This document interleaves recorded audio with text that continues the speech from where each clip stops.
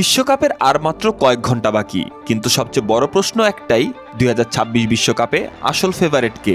বর্তমান champion Argentina নাকি তারকায় ঠাসা ব্রাজিল? গোলপোস্টের নিচে লড়াইটা শুরু হচ্ছে দুই দানবকে নিয়ে, আর্জেন্টিনার এমিলিয়ানো মার্তিনেজ আর ব্রাজিলের এলিসন বেকার।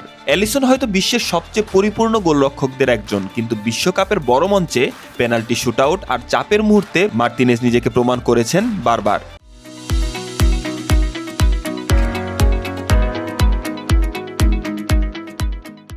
তাই গোলরক্ষক বিভাগে সামান্য এগিয়ে আর্জেন্টিনা।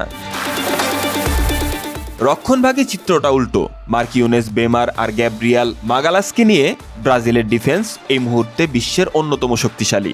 অভিজ্ঞতায় আর্জেন্টিনা এগিয়ে থাকলেও ব্যক্তিগত সামর্থ্যে মিডফিল্ডে অবশ্য আর্জেন্টিনার আধিপত্য স্পষ্ট।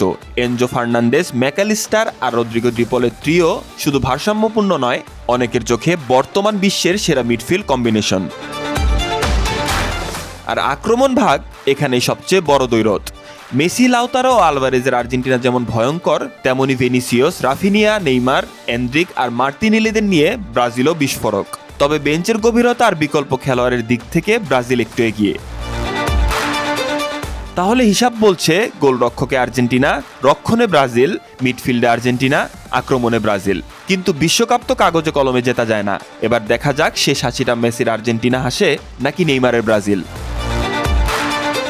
শাহরিয়ার বাঁধন, স্পোর্টস 24 বিডি।